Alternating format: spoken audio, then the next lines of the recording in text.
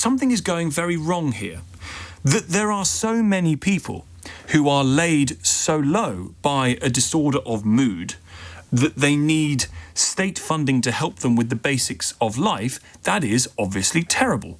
And to my slightly addled mind, there are only really two explanations for what's going on here. The first is that this country is in the grip of a very serious, almost population-wide mental health crisis, where literally tens, if not hundreds of thousands of people are unable to leave their homes, are unable to cook for themselves. They can't manage paying their bills because of anxiety and disorders of mood.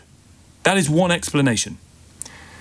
Or, another explanation perhaps, that the country has now decided, or the state has decided, that the difficulties and struggles that millions of people have with life, arguably have always had through life, through the generations, is now best remedied by offering those people financial support to manage those difficulties away. So what is to be done? Well, last week I put part of this issue of the spiralling welfare bill to Conservative peer, former CEO of Marks and Spencer's. He chaired Asda and was involved in Ocado, Stuart Lord Rose.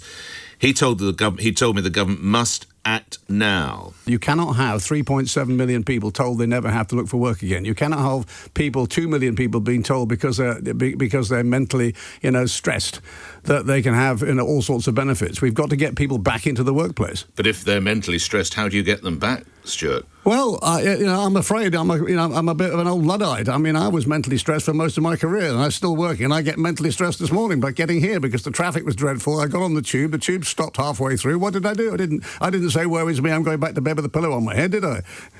The figures really are stark, particularly when you look at this with reference to other nations as well. And it can't be right. 250 people being signed off every day because of anxiety or mood. A certain degree of anxiety comes with life, okay?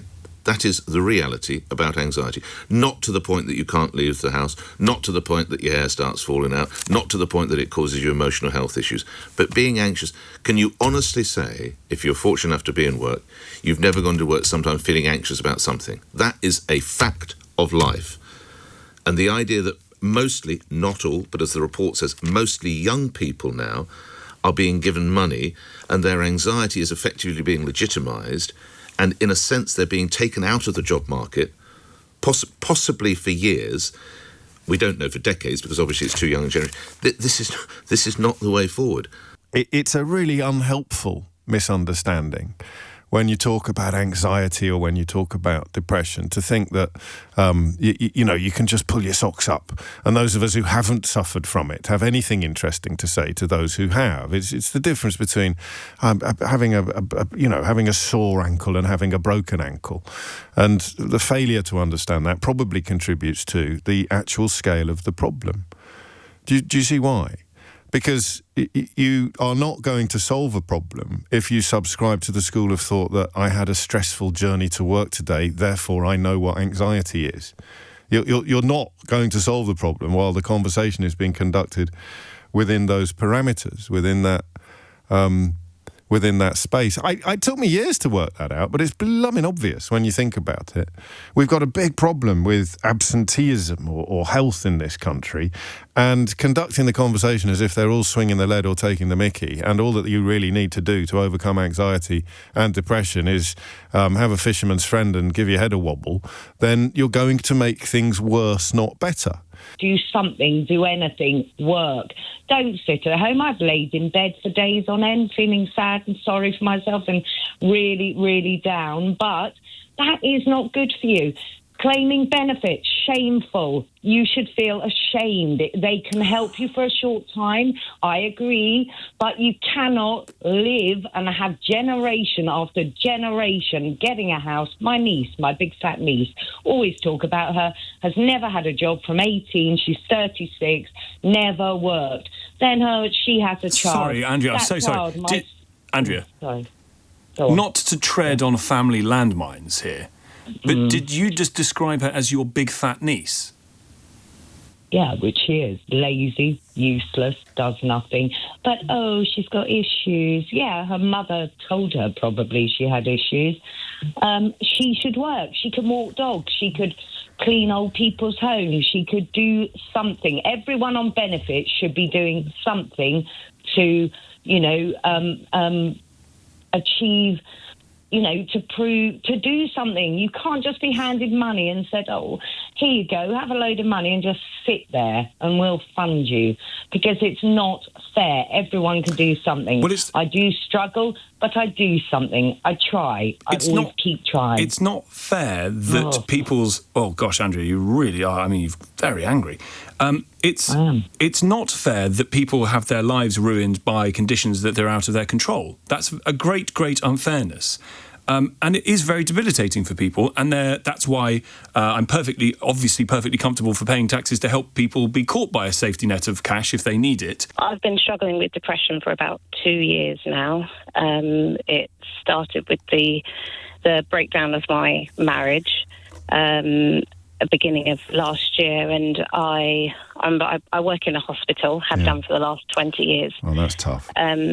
It is, and I remember I was on call when I found out something that led to the breakdown of my marriage, and I was on call, and I called my boss and not to stop the on call, because that's quite a complicated thing to do. Yes. And I didn't want to put that on anybody else in the department. So I was like, I'm not trying to not be on call, but I won't be able to come into work tomorrow because I've had a family emergency. Right. And he said no. He was like, we don't have enough people. You have to come in tomorrow. It's like, I'll be working late tonight. I won't be there, so you have to come in. And I said, I think it would it might be quite dangerous for me to be. I'm really like badly affected by this. And fragile, and everything. shaky. I'm not quite right. I'm not quite right, and I'm worried because my job is important. Precisely. But he wasn't hearing any of that, so I went in the next day. And I remember being in surgery, and obviously we wear hats and masks, and I was crying behind my mask while in theatre.